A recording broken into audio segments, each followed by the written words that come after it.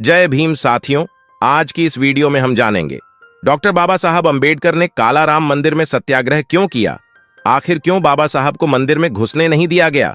Doctor Ambedkar को जब रावणवम्मी के रथ में हाथ नहीं लगाने दिया गया, आखिर क्या थी इसकी वजह। इस वीडियो में मैं आपको पूरी जानकारी दूंगा। बस आप हमारे साथ ऐसे ही अंत तक इस वीडियो में बने रहे। मैं आपके लिए रोजाना बाबा साहेब के जीवन से जुड़ी वीडियो लेकर आता रहता हूं। बाबा साहेब अंबेडकर को मानने वाले लोग हमारे YouTube चैनल को सब्सक्राइब कर लें। तो चलिए शुरू करते हैं इस वीडियो को। रामनवमी का दिन था। राम का रथ खींचने के लिए कुछ युवक बेसब्र थे।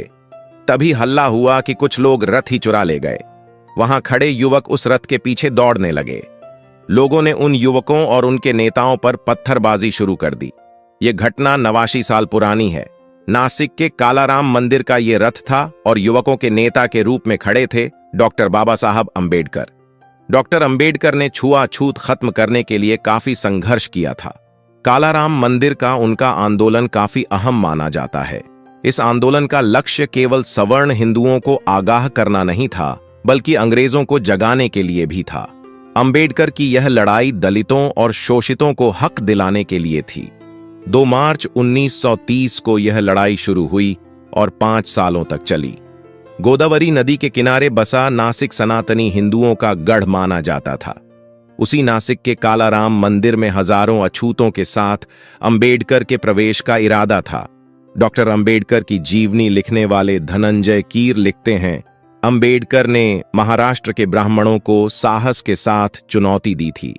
उस समय अंग्रेजों का भारत पर राज था। कांग्रेस अंग्रेजों से लड़ रही थी। दूसरी तरफ अंबेडकर हिंदू धर्म के भीतर दलितों से भेदभाव और शोषण के खिलाफ लड़ रहे थे। अंबेडकर हिंदू धर्म में सवर्णों के विशेषाधिकार को चुनौती दे रहे थे। कीर का कहना है, अंबेडकर का संघर्ष शक्तिशाली ब्राह्मणों से था जो दलितों को मनुष्य का अधिकार देने को राज्य नहीं थे। 2 मार्च 1930 को नासिक शहर में एक जुलूस निकला था।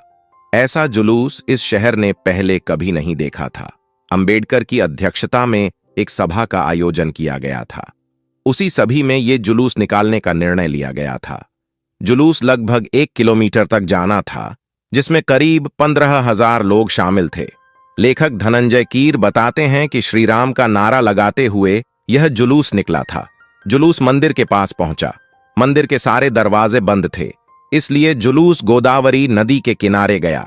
वहां एक भव्य सभा हुई। दूसरे दिन मंदिर में प्रवेश करने का निर्णय हुआ। आंदोलन रथ पहली टुकड़ी में 125 पुरुष और 25 औरतें थीं। उस समय अंग्रेजों का भारत पर राज था। कांग्रेस अंग्रेजों से लड़ रही थी। दूसरी तरफ अंबेडकर हिंदू धर्म के भीतर दलितों से भेदभाव और शोषण के खिलाफ लड़ रहे थे।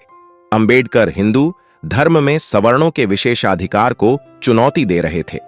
लेखक धनंजय कीर का कहना है, अंबेडकर का संघर्ष शक्तिशाली ब्राह्मणों से था जो दलितों को मनुष्य का अधिकार देने को राज्य नहीं थे।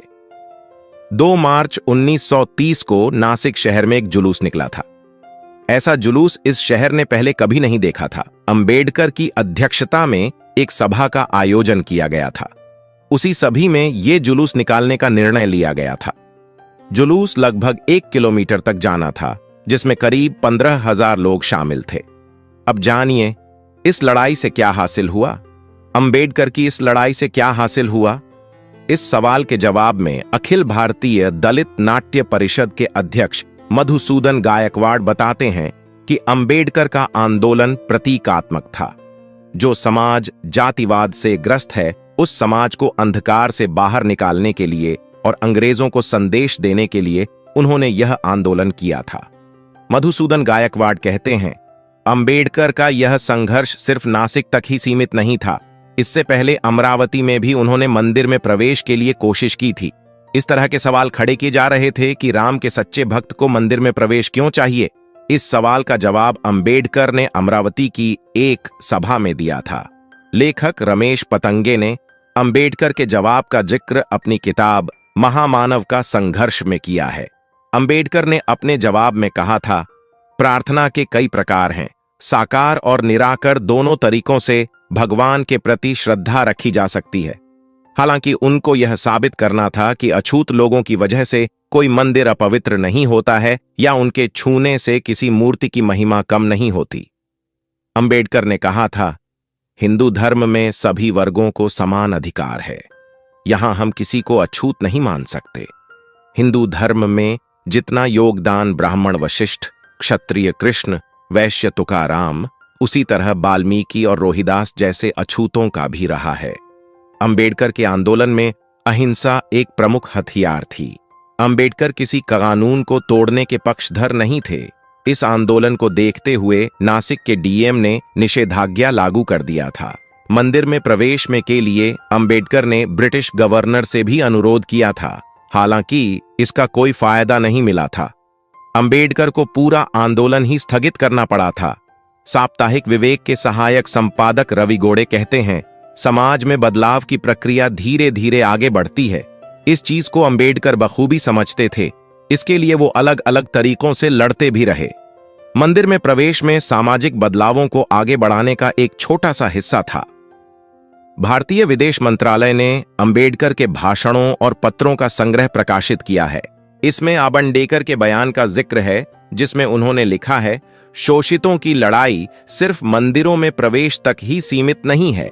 1933 में महात्मा गांधी और अंबेडकर की यरवदा जेल में मुलाकात हुई थी। उस समय गांधी ने डॉक्टर सुब्बारायण के विधेयक पर अंबेडकर से समर्थन मांगा था। हालांकि अंबेडकर ने इसे नकार दिया था। अंबेडकर की आपत्ति थी, इस विधेयक में मंदिर में प्रवेश के बारे में तो लिखा है, पर अछूतों को पूजा का जो अधिकार मिलना चाहिए उसके बारे में कोई जिक्र नहीं है। कालाराम मंदिर कहां है, जानिए। कालाराम मंदिर पुराने नासिक क्षेत्र में एक सुंदर मंदिर है, जिसे 1788 में सरदार रंगाराव औधेकर द्वारा बनवाया गया था। हजारों तीर्थयात्री भगवान राम का आशीर्वाद लेने के लिए मंदिर जाते हैं, लेकिन 1930 तक किसी भी दलित या अछूत को मंदिर परिसर में प्रवेश की अनुमति नहीं थी।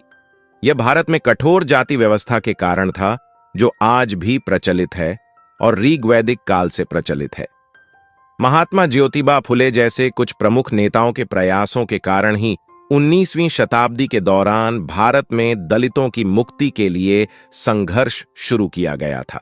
अब जानिए कालाराम मंदिर प्रवेश पर डॉक्टर बाबा साहेब ने क्या कहा।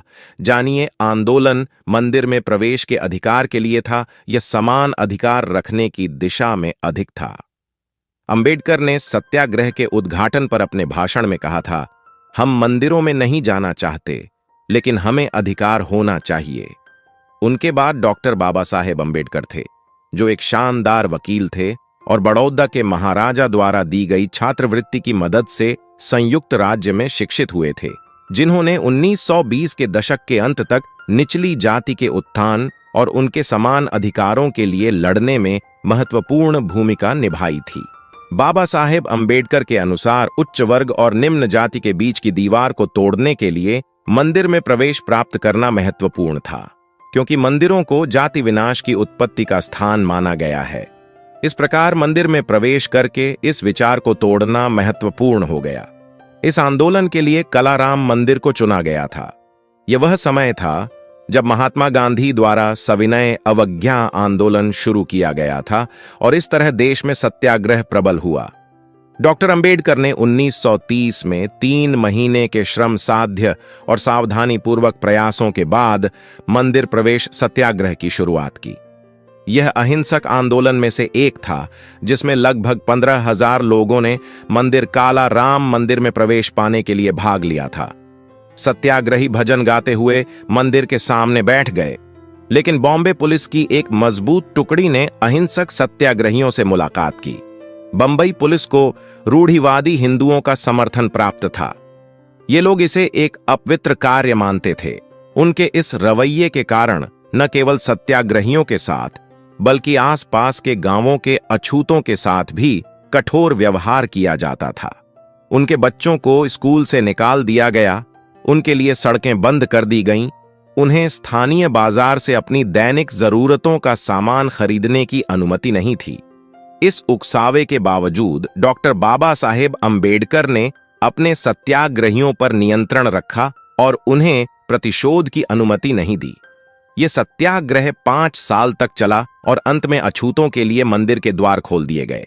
इस सत्याग्रह ने निचली जाति के सिर से अछूत का टैग हटाने में मदद की और उन्हें समान अधिकार दिया। दोस्तों, आज की वीडियो में बस इतना ही। वीडियो पसंद आई हो तो एक लाइक करें और हां, कमेंट बॉक्स में जय भीम जरूर लिखें। इस चैनल पर मैं सिर्फ बाबा साहेब के जीवन से जुड़ी छोटी बड़ी सभी जानकारी लेकर आता रहता हूं। यदि आप बाबा साहब को पसंद करते हो और इनके बारे में और अधिक जानना चाहते हो तो हमारे अंबेडकर साहेब जी यूट्यूब चैनल को सब्सक्राइब कर लें। वीडियो को पूरा देखने के लिए धन्यवाद। आपका दिन शुभ हो।